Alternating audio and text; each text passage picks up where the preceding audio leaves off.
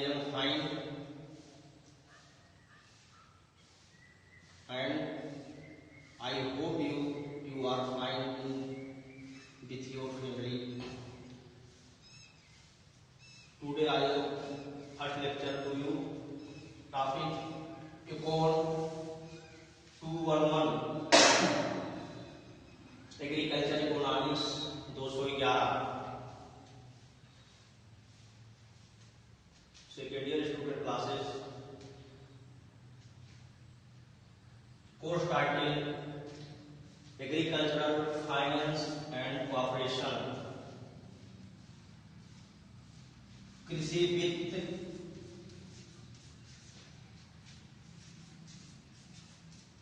एवं सहकारिता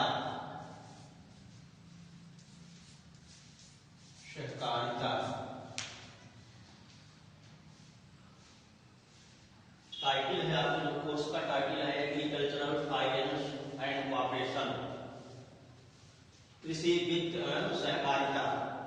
इस टॉपिक को जानने से पहले हमको ये जानना है एग्रीकल्चरल टर्म एग्रीकल्चर से लिया गया है, जिसका अर्थ है कृषि। कृषि क्या है आप लोगों को जो है पता ही होगा एग्रीकल्चर क्या है। एग्रीकल्चर भूमि प्रबंधन से लेके फसल उत्पादन तथा पशुपालन से संबंधित सभी क्रियाओं का अध्ययन किया जाता है, जिसको हम कृषि कहते हैं। इसका बहुत बड़ा क्षेत्र है। फसल उत्पादन में आपके सारे फसलों का उत्पादन, सब्जियों का उत्पादन, फलों का उत्पादन, सारे स्पाइसेस मसालों का उत्पादन, उसके साथ साथ पशुपालन में आपके जो है सारे जो है भेड़ बकरी पालन, पशुपालन, भैंस पालन, गाय पालन, मधुमक्खी पालन, फिशरीज आज इससे सभी जीव जंतुओं का अध्ययन पशुपालन के अंतर्गत किया जाता है, जिनका संपूर्ण अध्ययन हम एग्रीकल्चर के अंतर्गत करते हैं। ठीक है, ये आपका एग्रीकल्चर है, कृषि। अब अगला वर्ड है आपका फाइनेंस। फाइनेंस भी कहते हैं तो फाइनेंस का मतलब है वित्त।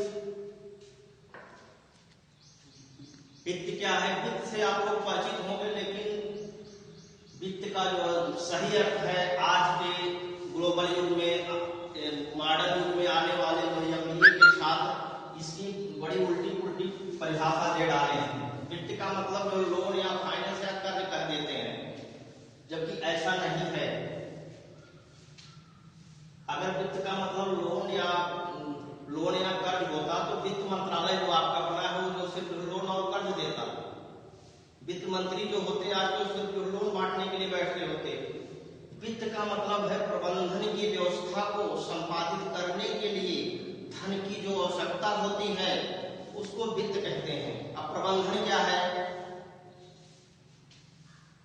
प्रबंधन क्या है? घर का एक मुखिया या प्रबंधक होता है जो अपनी उस व्यवस्था को पूरी देख रेख निगरानी सारी व्यवस्था करता है। जैसे सपोज करो आपके पेरेंट्स आपके घर की पूरी व्यवस्था देखते हैं, आपके घर के राशन पानी खर्चे, बिजली का बिल, बच्चों की पढ़ाई, दवाई, आज से सारी संबंधित सूचनाओं, सारी संबंधित व्यवस्थाओं के लिए धन की व्यवस्था करते हैं।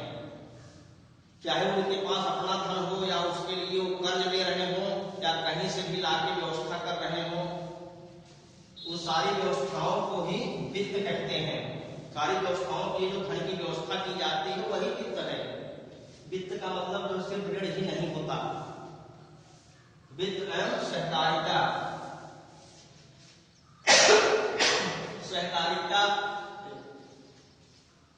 फाइनेंस एंड कोऑपरेशन का मतलब है सहकारिता। सहकारिता का मतलब जो है सहयोग से है, कोऑपरेशन से है, कोऑपरेटिव या कोऑपरेशन से है, जिसका मतलब है जो सहकारिता का मतलब है एक दूसरे का सहयोग करके आगे बढ़ना। जब कोई भी व्यवस्था किसी भी अभाव में प्रत्येक व्यक्ति को कोई भी व्यवस्था किसी भी धन या संसाधन के अभाव में अकेले करने के लिए एक व्यक्ति सक्षम नहीं होता तो कई व्यक्ति मिलकर एक समूह बनाते हैं और अपने कार्य करने के लिए धन इकट्ठा करते हैं, उससे लाभ और सारी चीजें समृद्धि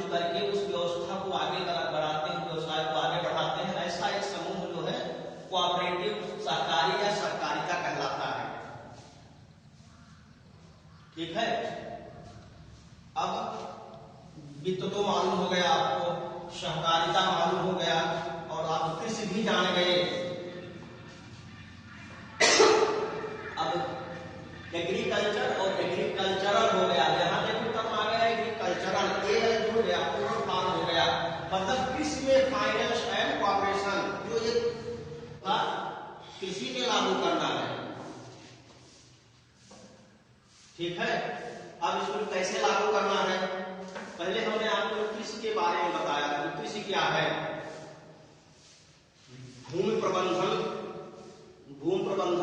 से लेके फसल उत्पादन तथा पशुपालन की सारी क्रियाओं को हम एग्रीकल्चर कहते हैं। होने वाली सारी क्रियाएं एग्रीकल्चर के अंतर्गत आती है। अगर हम कोई भी कार्य स्टार्ट करते हैं तो सबसे पहले हमको जो है धन की व्यवस्था या धन की आवश्यकता पड़ती है। बिना धन के, बिना पूंजी के हम कुछ नहीं कर सकते। बिना धन के, बिना पूंजी के हम कुछ नहीं कर सकते। कोई भी व्यवस्था बनाने के लिए एक संगठन, एक मैनेजमेंट, एक प्रबंधन बनाना पड़ता है, जिसके तहत हम धन के माध्यम से कोई भी व्यवसाय या कोई भी प्रक्रिया, व्यवसाय या कृषि से संबंधित कोई भी कार्य हो, हम बिना धन के नहीं स्टार्ट कर सकते। अगर सपोज करो हमको फसल उत्पादन लेना है या फल उत्पादन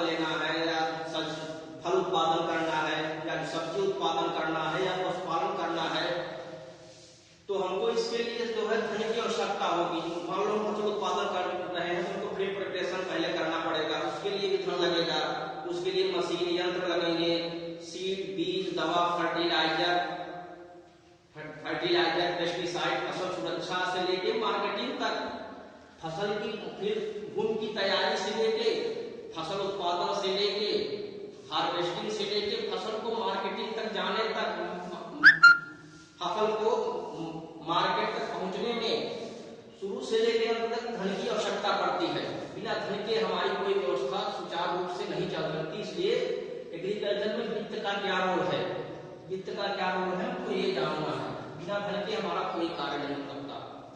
तो हम वित्त की व्यवस्था कहां से करते हैं? वित्त या तो हमारे पास रखा हुआ धन होता है। वित्त क्या है?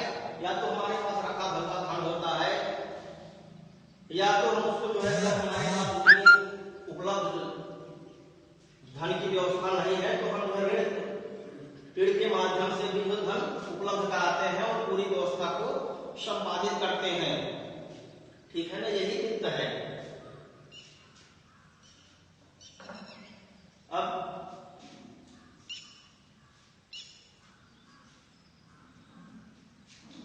कोई भी व्यवसाय करने के लिए हमको पूंजी की आवश्यकता होती है, जिसको कैपिटल कहते हैं।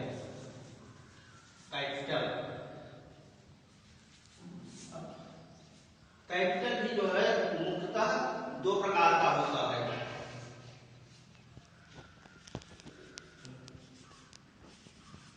ओन कैपिटल एंड बारो कैपिटल। ओन कैपिटल का मतलब निजी पूंजी, बारो कैपिटल का मतलब उधार ली हुई पूंजी।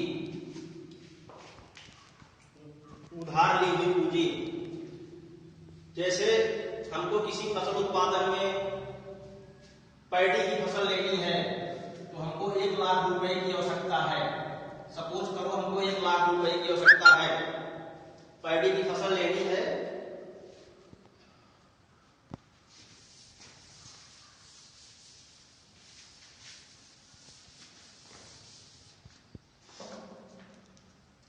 पैडी की फसल का प्रोडक्शन लेना है तो हमको सपोज करो कि 1 लाख रुपए की आवश्यकता है और हमारे पास 40,000 रुपए अवेलेबल है। 14,000 अवेलेबल है और हमको 60,000 या 16,000 बारो के रूप में ग्रहण करना है, उधार के रूप में ग्रहण करना है। ये आपका ये क्या हो गया? 1 लाख ये आपका कैपिटल है, टोटल कैपिटल जो कि आपके पैडी के प्रोडक्शन में लगाना है।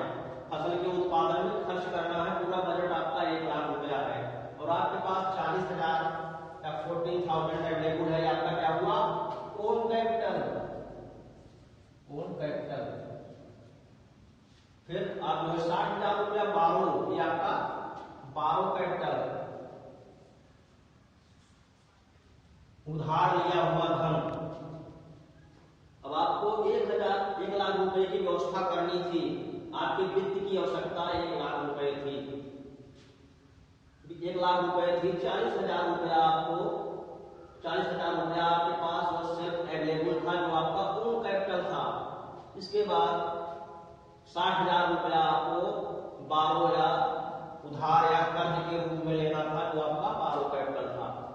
ये आपकी वित्त की व्यवस्था हुई, आपकी वित्त की व्यवस्था हुई जो आप इन्वेस्ट करोगे फसल के उत्पादन में। सपोज करो आपको फसल का उत्पादन लेना है, उसके आपको भूमि की तैयारी में ट्रैक्टर की जुताई, हार्वेस्टिंग, ट्रैक्टर की जुताई, फील्ड प्रिपरेशन, सीड, बीज, पेस्टिसाइड, लेबर खर्च, सिंचाई के साधन, हार्वेस्टिंग, पैकेजिंग, ग्रेडिंग और मार्केटिंग तक, फसल को मार्केटिंग तक जब तक टिकना जाए तब तक पूरी व्यवस्था वित्त के अंतर्गत आती है।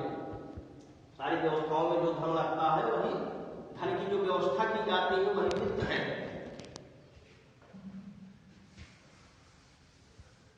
लेकिन आज हम देखते होंगे जनरली तौर पर वित्त को या फाइनेंस को सिर्फ कर्ज के रूप में ही बताते हैं। आज के लिए मॉडर्न युग के लिए हुए एमबीए फाइनेंस को हमको सिर्फ कहते हैं फाइनेंस करा लो, फाइनेंस करा लो, मतलब अपनी व्यवस्था में आपकी कमी है तब आप ऋण ले लो। अगर आपके पास अवेलेबल है तो जरूरी नहीं कि आप उसकी व्यवस्था कहीं और से कर सकते हो। ये आपकी वित्त की व्यवस्था है, ठीक है। एंड कॉपरेशन,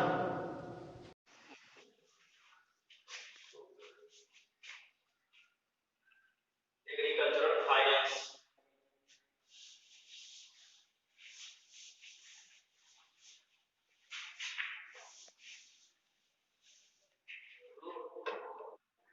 इसमें वित्त क्या है हम देखेंगे आगे। कृषि में वित्त, वित्त माने वित्त का मतलब है प्रबंधन। हमें बता चुके हैं प्रबंधन की व्यवस्था को संपादित करने के लिए धन की जो व्यवस्था की जाती है वही वित्त है। तो धन की व्यवस्था कैसे, कहाँ कहाँ क्या आवश्यकता पड़ती है, इन सब चीजों को हमको सही ढंग से जानकारी करना है। सही ढंग से क्या है, पहले हमको जो है कृषि में क्या क्या लगते हैं उसको वैज्ञानिक पद्धति से जानना है।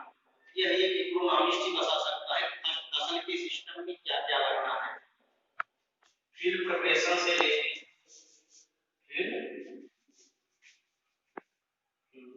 प्रिपरेशन से लेके हार्वेस्टिंग तक,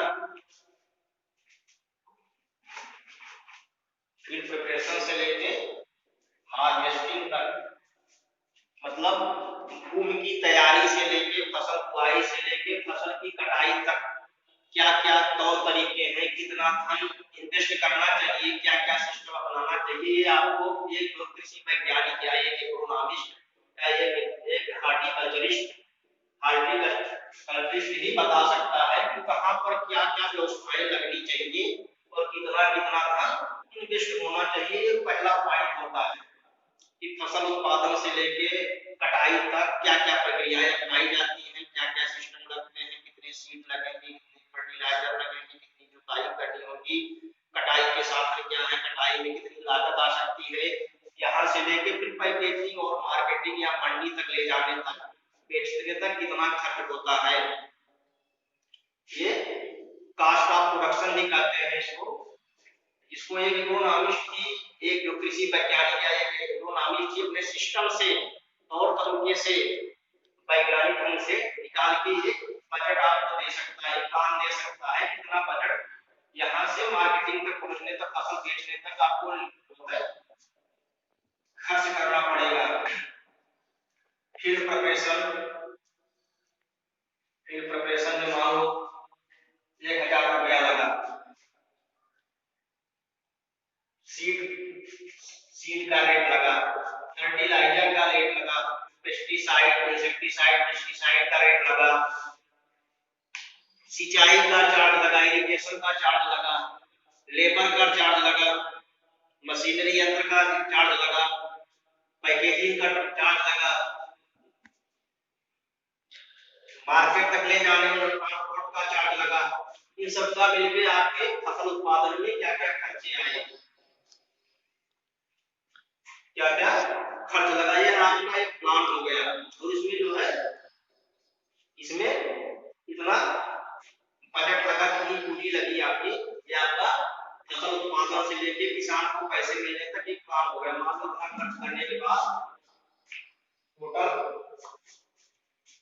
50,000 रुपया खर्च हुआ, 50,000 रुपया खर्च हुआ एक फसल के उत्पादन में। सपोज करो 50,000 खर्च हुआ और आपकी फसल मंडी तक पहुंचने में 1,20,000 में बिकी, 1,20,000 में बिकी। सपोज करो 1,20,000 में आपकी फसल बिकी, तो 50,000 रुपया आपका इससे लेस हो जाएगा।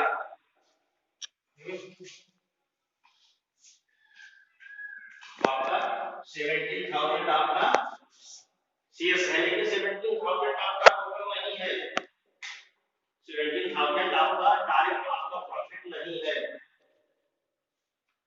ठीक है ना।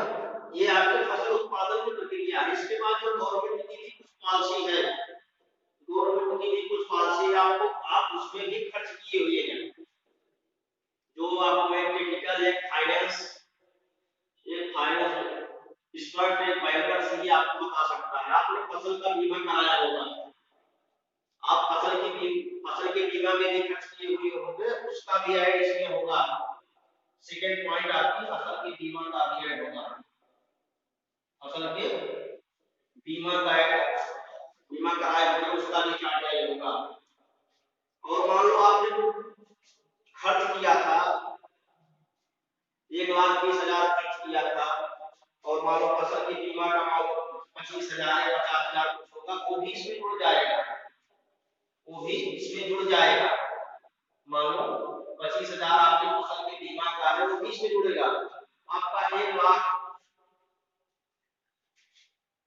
सपोज सॉरी 50,000 आप लगाए थे, आपका 25,000 रुपया या 20,000 रुपया आपकी फसल का बीमा का जुड़ गया, आपका 75,000 रुपया या 70,000 रुपया आपका हो गया खर्च। अब आपका 70,000 रुपया अगर आप किसी बैंक में जमा करते तो आपको ब्याज मिलता। अगर आप इस फसल में या इस फसल के बीमा में खर्च करके आपके 70,000 रुपया अगर आप किसी बैंक में जमा करते तो आपको ब्याज मिलता। वह इंटरेस्ट रेट भी इसमें ऐड होगा, इंटरेस्ट रेट भी इसमें ऐड होगा, इंटरेस्ट रेट भी इसमें ऐड होगा। और आपके कुछ यंत्र भी इसमें घिसे होंगे। मान लो आपका ट्रैक्टर है, आपका ट्रैक्टर के भी कुछ पार्ट घिसे होंगे जो कि आपके इसमें नहीं शामिल है। आपका ड्राइवर का चार्ज का लागू होगा और फ्यूल का लागू होगा, ट्रैक्टर पे और भी खर्चे हैं, इसको डिप्रिसिएशन चार्ज कहते हैं, घिसावट के खर्च, इसको एग्रीकल्चर इकोनॉमिक्स में डिप्रिसिएशन चार्ज कहते हैं, घिसावट का खर्च। जैसे आपकी मशीनरी या ट्रैक्टर उसके पार्ट में भी घिसावट आई होगी, उसके भी खर्च इसमें डिप्रिसिएशन कास्ट भी ऐड होगा, डिप्रिसिएशन कास्ट भी ऐड होगा। इन सारी चीजों को ऐड करने के बाद टोटल जो जोड़ा जाएगा वो आपकी लागत होगी। टोटल खर्चे फसल उत्पादन के अलावा भी कुछ खर्चे हैं तो उनको ऐड करने के बाद टोटल खर्च जोड़ा जाएगा तो वो आपकी खर्च होगा, आपका खर्च किया हुआ धन होगा। मान लो आपका 80 या 90,000 रुपए, इस तरह से आपका 80 या 90 या 90,000 खर्च हुआ। अगर अब आपका 1,20,000 में फसल बिकी है तो तब आपका 30,000 प्रॉफिट कहलाएगा। फाइनेंस में जो है कुछ चीजें ऐसी होती हैं, पारदर्शी होती हैं, जिन पर हम ध्यान देते हैं, कुछ चीजें ऐसी होती हैं जिस पर हम जो है ध्यान नहीं देते हैं। इसमें फैमिली लेबर वर्क भी होगा जिसको हम नहीं जोड़ते हैं। फसल उत्पादन में फैमिली लेबर खर्च भी होता है, हम हायर किए गए लेबर का खर्च तो जोड़ लेते हैं, लेकिन जो हमारे फैमिली के वर्कर से हमारे फैमिली के सदस्य भी कार्य करते हैं, हम उनके खर्चों को नहीं ऐड करते। वो सोचते हैं हमारे परिवार के लोग थे, लेकिन हमारे परिवार के लोगों का निर्वहन भी तो हम ही कर रहे हैं, या उसी खेती के खर्चे से हो रहा है, उनका खाना कपड़ा रहन सहन उनके ऊपर भी हम खर्च कर रहे हैं। तो फैमिली वर्क या जो है फैमिली लेबर चार्ज भी ऐड होता है। तो ये सब चीजों को ध्यान में रखते हुए कोई ऐसी चीजें ना छूटने पाए, सबको ऐड करने के बाद जो खर्च होता है वही वित्तीय फाइनेंस के अनुसार वही शुद्ध खर्चा है।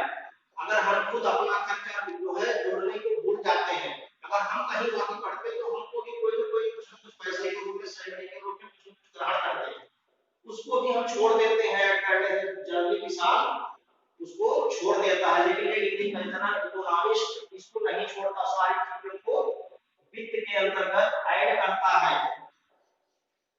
कि